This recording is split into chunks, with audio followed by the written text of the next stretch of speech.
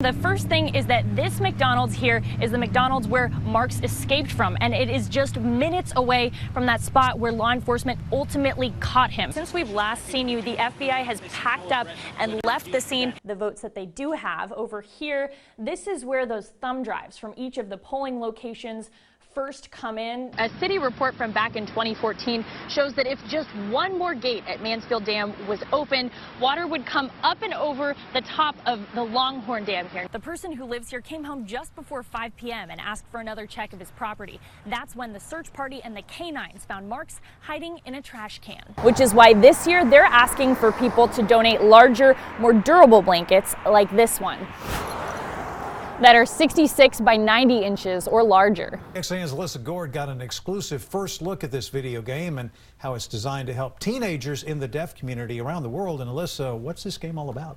Well, Sydney and Robert, first you should know it is a choose-your-own-adventure video game. And I've asked Raylene Lotz, she is an ASL interpreter, to come in and help explain it. She'll be signing along as I describe how it works.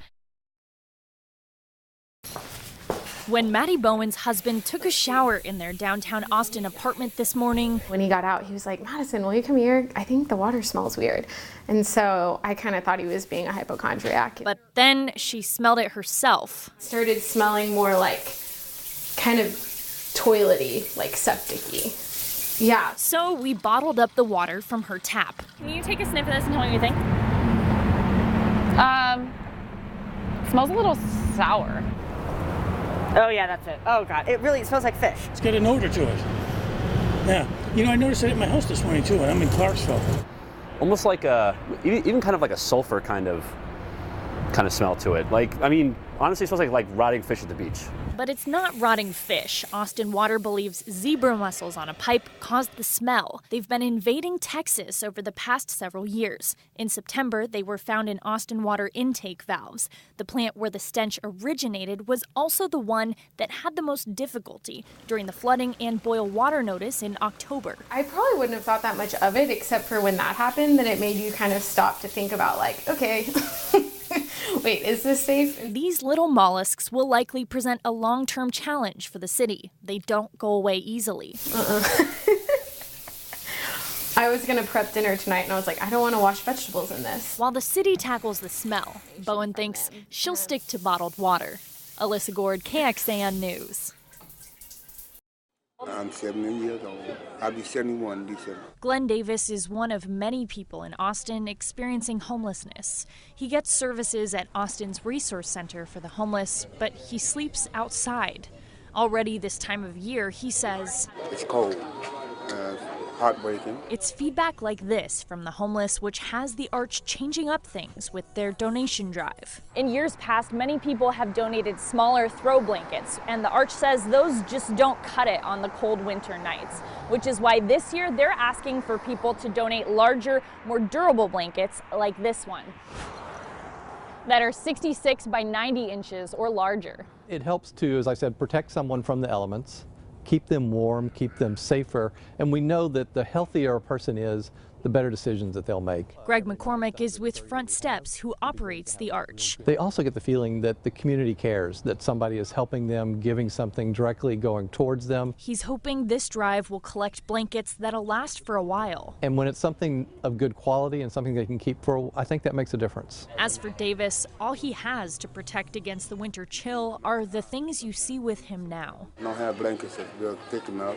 In the long run, what Davis wants is a room or an apartment of his own. But for the time being, getting a big blanket, he says, Oh, that'd be awesome. That would really help a lot.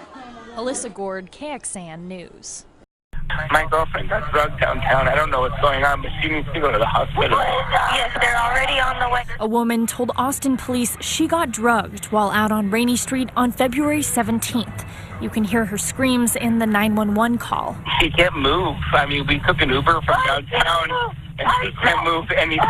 First responders took her to Del Seaton ER. That's where Dr. Hamali Patel works. She can't comment on this specific case, but she can say this. There has been a trend lately of seeing individuals that have very atypical or unusual symptoms that don't correlate with alcohol consumption alone. These patients, she says, come from bars downtown, several of them from Rainey.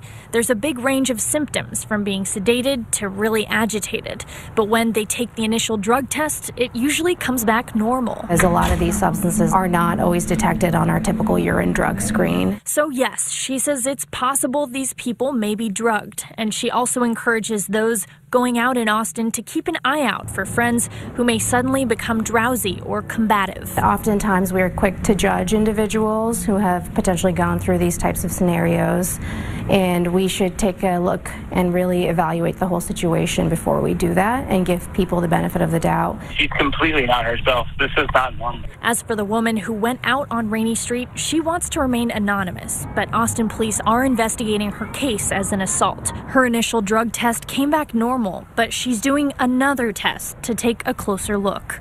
Alyssa Goard, KXAN News.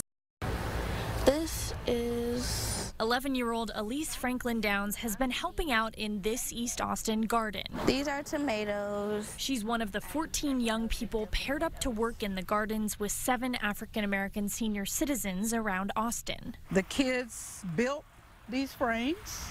It's part of a community-driven initiative from Dell Medical School. It's one of our most successful programs. Dell Med selected this gardening program to receive support for a big launch this spring. The kids in the program are given stipends to plan out the gardens. We've had gardening classes, financial literacy classes, and food justice classes, and they come together and they talk about those things like they've been knowing each other for years. The focus is on bringing health benefits to Austin's African American community, but anyone is welcome. So the kids are learning about, the origin of food, the history of African Americans with food, why there sometimes are issues around, who has access to what foods. The new connections, the increased access to healthy food, and the physical activity all play a huge role in health. It's estimated that over 80% of your health outcomes have nothing to do with going into your doctor's office or a hospital. For older generations, this program has sparked memories of past gardens. It reawakens some things that are in our roots. It may not be what you picture when you think of health, but young and old, these participants say it's helping them to blossom. Whoever is trying to grow some plants, make sure to take good care of it, like very good care of it.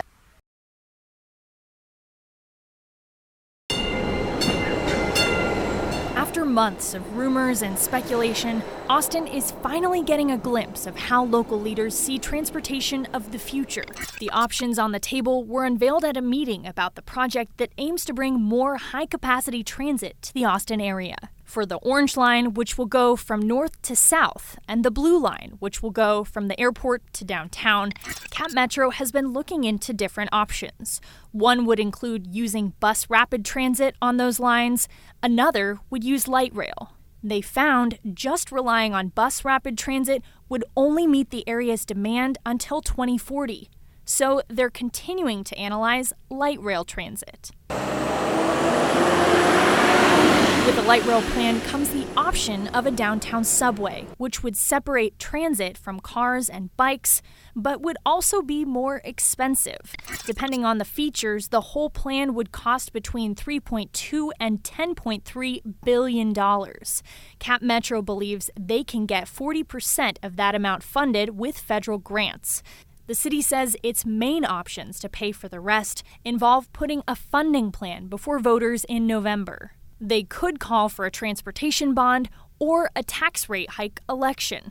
With 15 straight months of increased ridership leaving the current system burdened, local leaders believe these changes need to happen soon. This is the moment and the opportunity to actually change our future, to change our future in a big generational, once-in-a-generation kind of way. If we don't do it, then quite frankly, I don't want to hear people complaining about congestion over the next 20 years, because now is the time, if we're serious about doing something, that we can do something. Austin City Council and Cap Metro are expected to make recommendations about which options they want to see and how they want to pay for them by this March. You look up and you see these beautiful hills and tall grasses, and the sun just comes pouring in. It's the perfect kind of fall weather to be walking around Bull Creek. Yeah, except for the smell.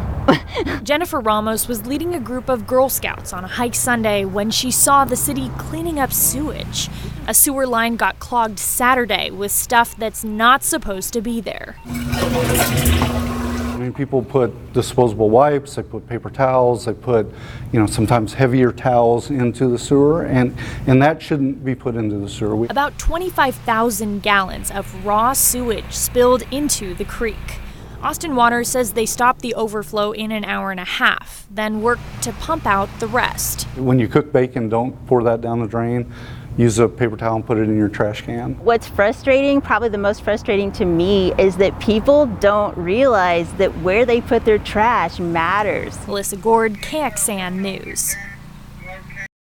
So I've always been homeless continuously throughout my childhood and even teenage years. 21-year-old Lyric Wardlow now has a stable home and a job, which opened up doors for her. I was able to focus on who I wanted to be. I don't think that before, when I had experienced homelessness, that I was able to realize that I had my own goals. It was surviving in that moment. She helps other young people on the same path through her work with the nonprofit LifeWorks. They believe Austin has a shot at becoming the first major urban area in the country to end youth homelessness. And we believe if we are able to raise the resources, we can actually end youth homelessness by the end of 2020, making it rare, brief, and non-recurring. Service providers will start by trying to get in touch with each young person who doesn't have a stable place to live. LifeWorks says there are 425 unaccompanied people under the age of 24 who are homeless in Austin. Research shows 76% of them have experienced foster care, the juvenile justice system, or both. Wardlow thinks Austin has the tools to house them all. I want to see that happen.